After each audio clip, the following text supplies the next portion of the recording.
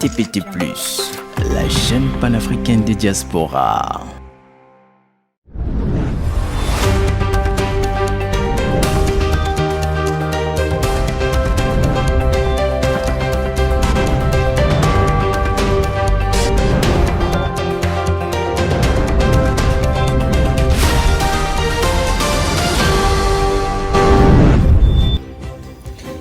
Très heureuse de vous retrouver, mesdames et messieurs. Bienvenue sur TPT+, ensemble partageant l'information. À la une de l'actualité, le ministre gabonais des Transports, de la Marine marchande et de la mer a été reçu en audience par le président de la République, Denis Sassou Nguesso, à Oyo.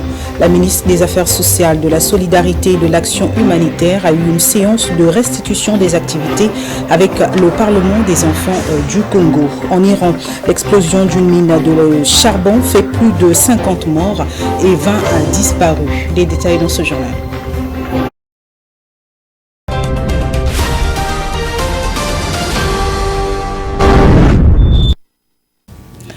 Ouvrons ce journal. Le président de la République, Denis Sassou Nguesso, a reçu en audience à Oyo Dieudonné Loïc Ndinga Moudouma, ministre gabonais des Transports, de la Marine marchande et de la mer, porteur d'un message du chef de l'État gabonais, Brice Oligui Nguema, à son homologue congolais. Suivez. L'élection à la direction générale de la SECNA, Agence pour la sécurité et la navigation aérienne en Afrique et à Madagascar, va avoir lieu le 27 septembre 2024 à Dakar au Sénégal. À ce scrutin, le Gabon compte sur le soutien du Congo. C'est le sens du message dont a été porteur le ministre gabonais des Transports, de la Marine marchande et de la mer, Dieudonné Loïc Ndinga Moudouma, de la part du chef de l'État Brice Clotaire Oligui Nguema, au président Denis Sassou Nguesso. Nous sommes donc venus voir le chef de l'État, M. Denis Sassou Nguesso, en ce sens que ces conseils sont toujours utiles pour ce genre d'activité. Et puis, le Gabon requiert le soutien du Congo à cette élection. Soutenant la candidature de Prosper Zomito, actuellement directeur du bureau régional Afrique centrale et de l'Ouest de l'Organisation de l'aviation civile internationale, le ministre Dieudonné Loïc Ndinga Moudouma a rassuré qu'avec son compatriote, des innovations vont être apportées dans le management de la SECNA. Je pense qu'on doit travailler maintenant pour agrandir l'agence. Il y a des pays comme la République démocratique du Congo qui est à côté, mais qui ne fait pas partie de la SECNA. Comment faire pour amener, comment les fédérer? À côté du Gabon, on a Sao Tomé. Comment les fédérer? Et il y a aussi d'autres aspects. Comment agir de sorte de ne pas décourager ceux qui sont là déjà? Je prends le cas de la Mauritanie, qui fait partie du Maghreb, mais qui est pourtant dans la SECNA. Mais si la Mauritanie veut présenter un candidat, comment va-t-il pouvoir le faire élire, si tant est que la norme est d'être ou de la CAC ou de la CEDEAO en termes de poste tournant? Non, il faut qu'on regarde un peu ce panafricanisme, il faut qu'on voie un peu la qualité. Il faut qu'on essaie de faire élire ceux-là qui ont l'expertise, le doigté du métier, pour que toute la communauté profite, plutôt que de continuer par système de communauté tournante. Donc c'est cela, nous devons aller plutôt vers ce schéma-là. Et puis il y a quelques dysfonctionnements au niveau des finances. Bon, on compte assainir les finances et que vraiment la communauté entière puisse en profiter avec sérénité. Rappelons que 6 candidats sont en lice pour l'élection à la direction générale de la SECNA, une entreprise créée en 1959 et regroupant 19 États, dont la mission est principalement d'assurer la sécurité et la sûreté aérienne dans l'espace géographique qu'elle couvre. Le président de la République, Denis Sassou Nguesso, a reçu le samedi 21 septembre 2024 à Oyo 5 internationaux africains de football, dont Samuel Eto'o, venu visiter l'académie de football de la Lima. Les détails dans ce reportage. 5 internationaux africains de football samedi chez le président de la République, Denis Sassou Nguesso, à Oyo. Il s'agit de Samuel Eto'o, Djedje Okocha, El Hadji Diouf, Emmanuel Adebayor et Jeanne Asamoah. Tous sont venus soutenir l'initiative de la création à Oyo de l'Académie de football d'Alima, fruit du partenariat entre le gouvernement congolais et l'ancien champion du monde de football, Blaise Matuidi.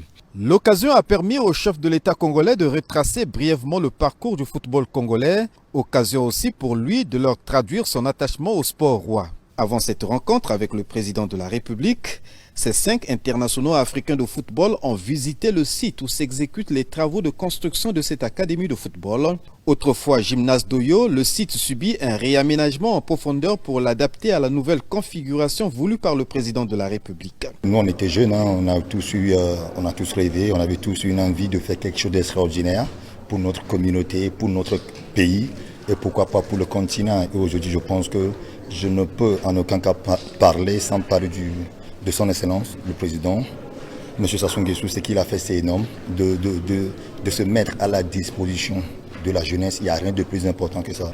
Créer un centre de formation, un tel, écoute, il y a l'éducation avant tout. Nous, on n'a pas eu la chance, comme il a dit Diouf, nous, on n'a pas eu la chance de fréquenter des coins comme ça avant de réussir, avant de eu la chance de toucher le haut niveau.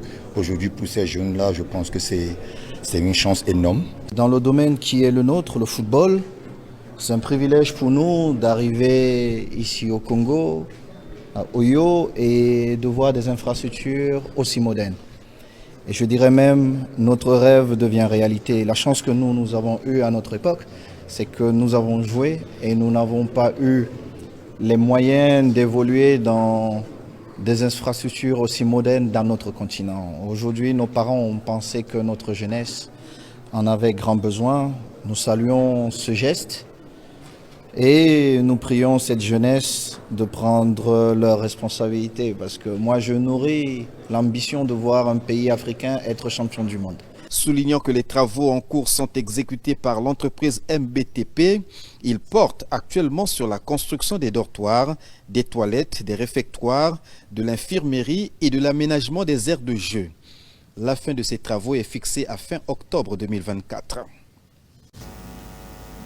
L'Académie de football de la Lima à Oyo, un motif de satisfaction pour la jeunesse congolaise. Images et commentaires.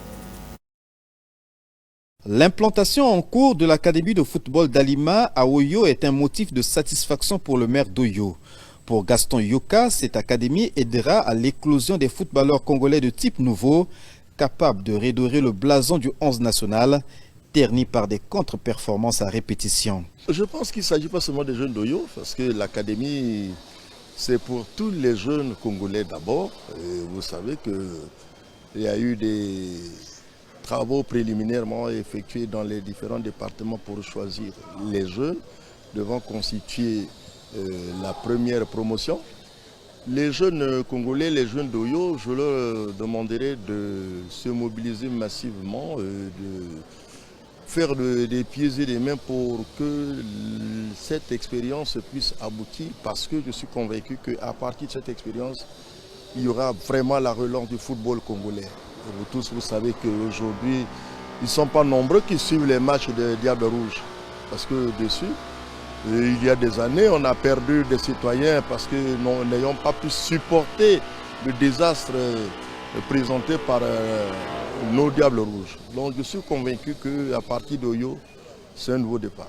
Pour un début, cette académie va accueillir 40 jeunes Congolais issus de tous les départements du pays, dont l'âge est compris entre 12 et 14 ans. C'est une fierté d'abord pour Oyo, c'est une fierté pour la nation et pour le peuple congolais.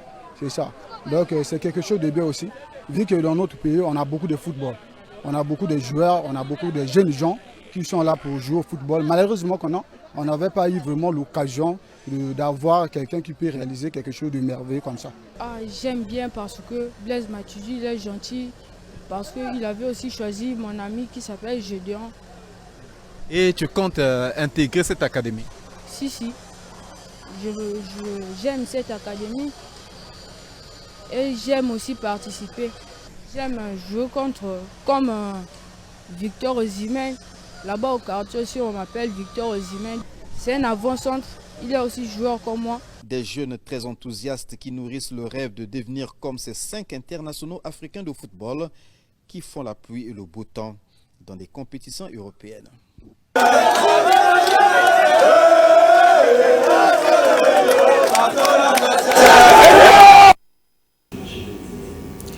Le Premier ministre Anatole Koliné-Makosso avait pris un décret régulant le secteur des taxis-motos au Congo-Brazzaville. Cette initiative, sans précédent, a été saluée par de nombreux acteurs de l'industrie ainsi que par les populations. Dans les articles élucidés figuraient le port de casque, un désinfectant et une housse sanitaire pour des mesures sanitaires et de sécurité, chose qui ne semble pas s'accomplir sur le terrain. Un reportage de Prince Charlie Tikaya. Panorama économique affichant 864 entreprises légales, dont 58 grandes entreprises offrant d'importants atouts fiscaux, la République frère et amie d'Angola, à travers son ambassade au Congo, est à l'honneur aux Journées Pays, un cadre de présentation d'opportunités économiques entre les hommes d'affaires. Le premier vice-président de la Chambre de commerce de Brazzaville, Jean Galesami Ibombo, pense que ces journées vont bouger les lignes en facilitant les contacts. Permettez-moi de vous rappeler que l'événement qui nous réunit ce matin est un dispositif de la Chambre de commerce de Brazzaville destiné à susciter l'intérêt des entreprises et opérateurs économiques de notre pays pour certaines destinations en vue de créer des relations commerciales dans les pays où l'honneur est en l'occurrence, c'est-à-dire l'Angola. Outre la promotion de la diplomatie économique entre les deux pays, ce forum répondra à la question: comment l'Angola et le Congo peuvent-ils avancer économiquement, a souligné Vicente Mwanda, ambassadeur de la République d'Angola au Congo. Cette activité est encadrée dans les programmes majeurs de notre pays et surtout de notre président de la République, M. Jean-Manuel Gonçalves Lourenço, qui, depuis son investiture en 2017, a déterminé la diplomatie économique comme une priorité visant à promouvoir les investissements privés directs de tous les pays du monde vers l'Angola. Signalant que la République du Congo et la République d'Angola, dans le cadre de l'intégration sous-régionale, sont membres de la CEMAC et de la Conférence internationale des pays des Grands Lacs. Vous venez là de suivre l'élément sur l'ambassade de l'Angola. Revenons sur l'élément des taxis-motos. Le Premier ministre Anatole Koliné-Makosso avait pris un décret régulant le secteur des taxis-motos au Congo-Brazzaville. Cette initiative sans précédent a été saluée par de nombreux acteurs de l'industrie ainsi que par les populations. Dans les articles élucidés figuraient le port de casque, un désinfectant et une housse sanitaire pour les mesures sanitaires et de sécurité, chose qui ne semble pas s'accomplir sur le terrain. Un reportage de Prince Charlie Tikaya.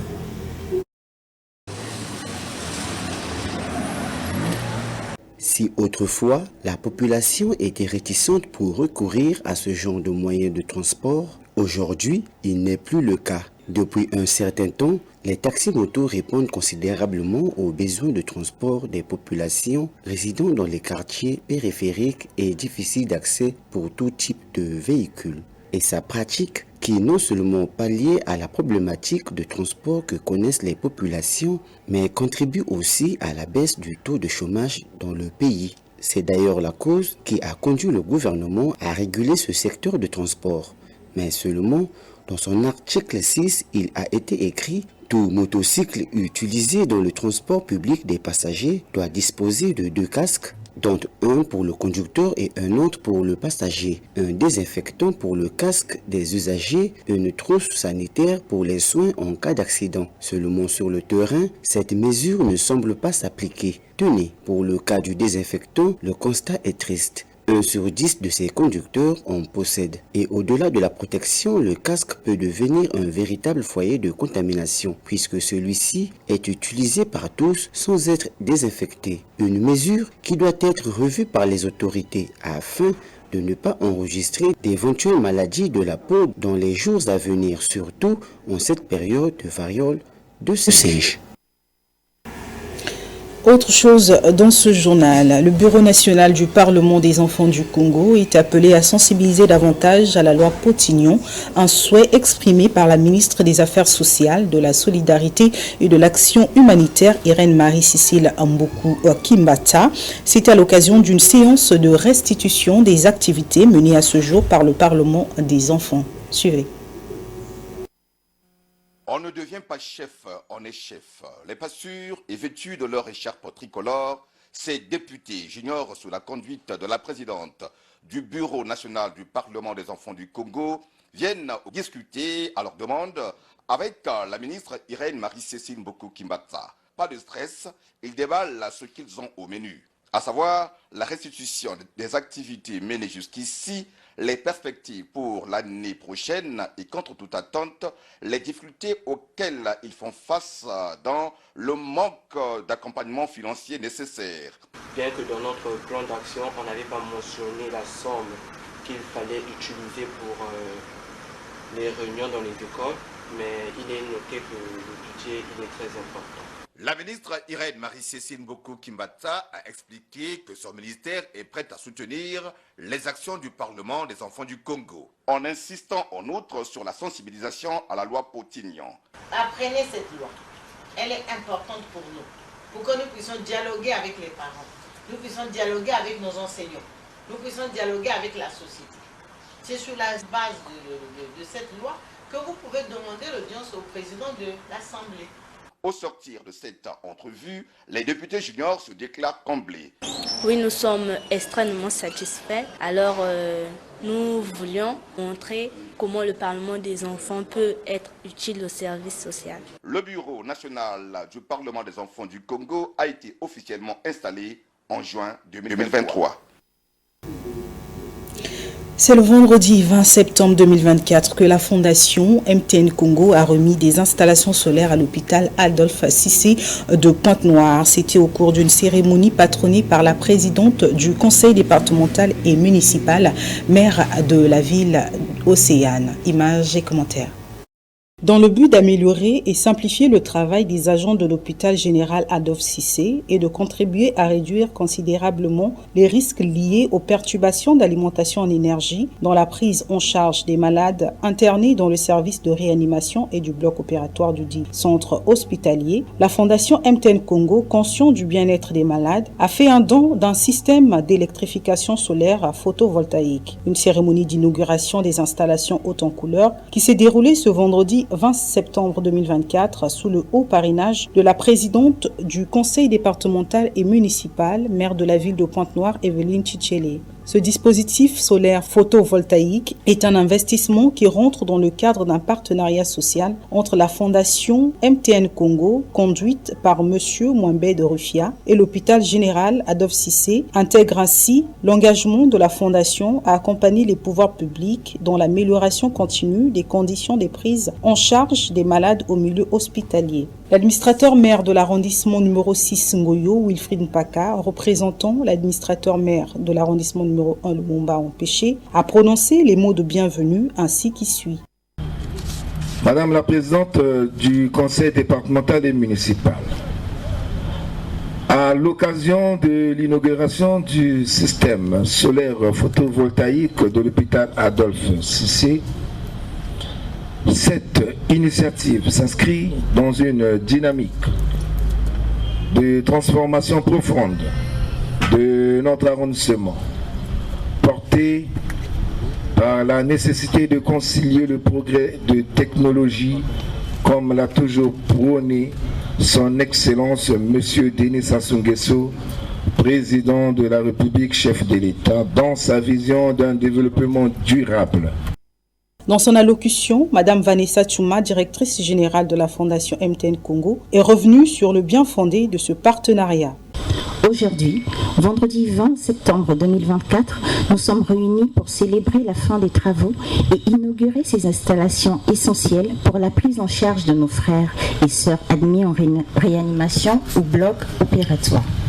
Cette étape marque une avancée significative dans notre engagement envers l'amélioration des conditions de soins et témoigne de notre détermination à soutenir le bien-être de notre communauté.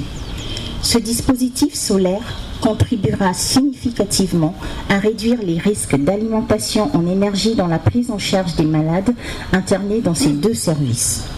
Cet investissement, qui s'inscrit dans le cadre d'un partenariat social entre notre fondation et l'hôpital Adolphe Cissé, reflète notre volonté d'accompagner les pouvoirs publics dans l'amélioration continue des conditions de prise en charge des malades en milieu hospitalier. Le directeur général de l'hôpital général Adolphe Cissé n'est pas resté de marbre. Il a manifesté sa joie et sa satisfaction suite à ce don qui vient tant soit peu améliorer les conditions de travail de ces services qui étaient souvent pénalisés à cause de la fourniture d'électricité instable. Mesdames et messieurs, ayant appris les difficultés en matière de disponibilisation de l'électricité à l'hôpital général Adolphe Cissé, vous avez, monsieur le directeur général, et tous vos collaborateurs cru utile de nous doter en panneaux solaires.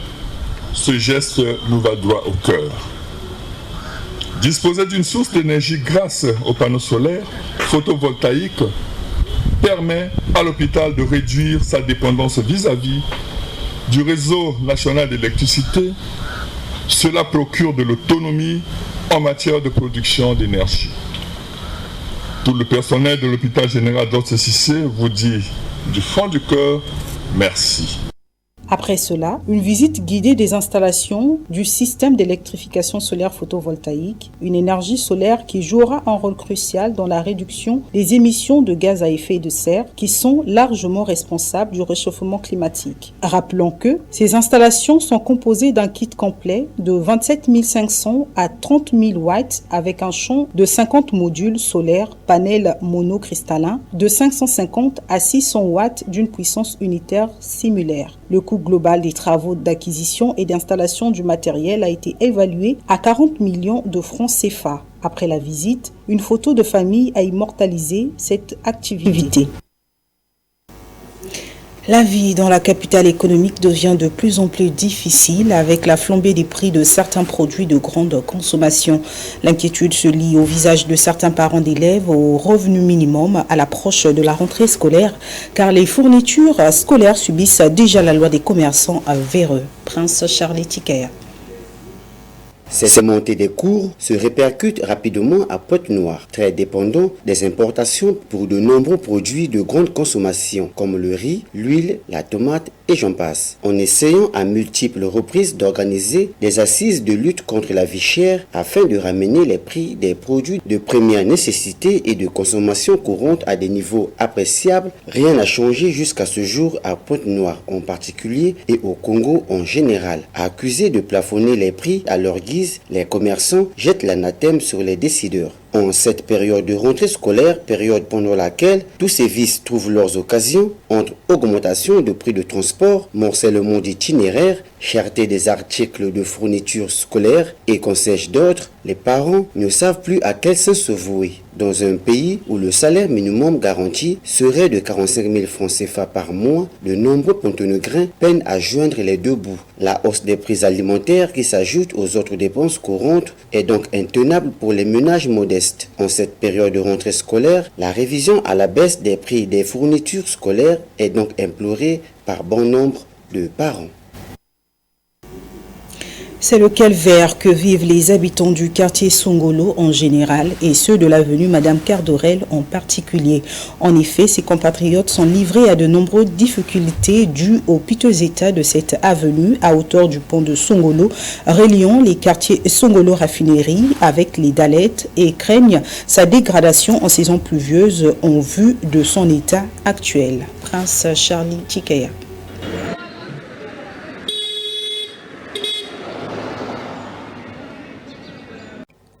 La problématique du mauvais état des voiries publiques demeure l'une des préoccupations premières des Congolais.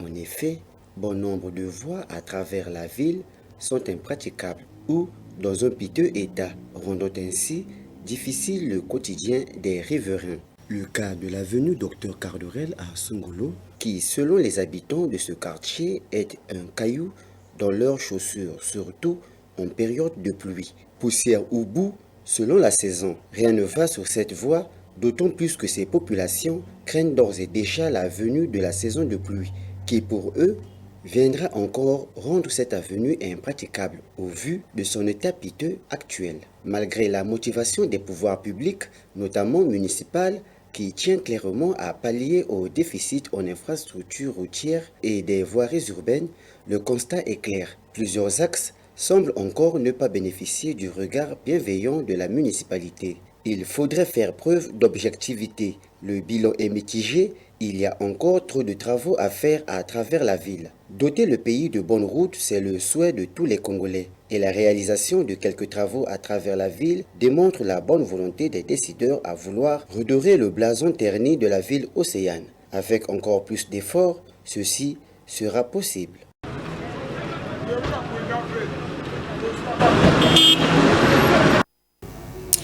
La propriété, c'est l'affaire de tous. Certes, bon nombre des hommes n'ont pas conscience de cela, s'agissant de l'hygiène intime masculine. Est-ce par négligence ou par manque de connaissances? Découvrons les détails dans ce reportage de Joël Vie à Serrache et Modeste Ololo. L'hygiène est l'ensemble des principes et des pratiques tendant à préserver, à améliorer la santé, mais aussi l'ensemble des soins visant à la propreté du corps, d'où l'on parle de l'hygiène corporelle. De nos jours, force est de constater que beaucoup de jeunes garçons ne prennent pas au sérieux leur hygiène corporelle, puisqu'ils ont tendance à penser que ce sont des histoires de femmes, surtout quand il s'agit de leur toilette, le changement des sous-vêtements. Oublions que les sous-vêtements sont en contact direct avec le corps, ils absorbent et retiennent la transpiration et les autres salissures. Interrogeant les Brazzavillois, ils ont exprimé leurs pensées en ce sens. Il y a les hommes qui est sale de nature et il y a les hommes qui est propre. On dit que la propreté chasse les maladies. Et au cas d'hygiène, nous-mêmes en tant qu'hommes, quand tu prends ton sous-vêtement, tu apportes ça aujourd'hui, tu dois te transpirer. Donc il faut que tu saches, quand tu te laves, il faut changer. Les hommes se disent souvent que l'hygiène elle est féminine de par nature, ce qui n'est pas le cas. Donc il va falloir que les hommes se ressaisissent pour ce comportement-là. L'hygiène n'a pas de sexe. Être propre, c'est l'apanage de tout humain. Donc il n'y a pas à dire que ce n'est que la femme qui peut assurer son hygiène intime. Nous tous nous sommes appelés à être propres. Donc c'est que nous pouvons, le message que nous pouvons envoyer à l'ensemble de la jeunesse congolaise, surtout les garçons, c'est de se soucier de sa santé. Voilà, parce que quand on n'est pas habitué à changer ses sous-vêtements, la maladie te guette à tout moment. Une vendeuse des sous-vêtements d'hommes a dit ce que suit. Ce que je peux dire aux hommes, ils doivent acheter les calcifs et ils doivent les changer à tout moment afin d'éviter les microbes. Quand ils sont déjà vieux de 2 ou 3 mois, ils doivent les détruire. Donc même il y a les hommes aussi qui portent les calcifs troués, très troués aussi. Oh non, ça c'est pas bien. Ça c'est pas bien. Les calcifs coûtent 100 francs 50 au marché. Achetons les calcifs. Hein, s'il vous plaît, hein, les jeunes, hein, soyons propres, s'il vous plaît. Notons qu'il est important pour chaque homme de changer les sous-vêtements régulièrement et de ne pas remettre des sous-vêtements imprégnés de transpiration car cela permet d'éviter la prolifération des bactéries et des mauvaises odeurs.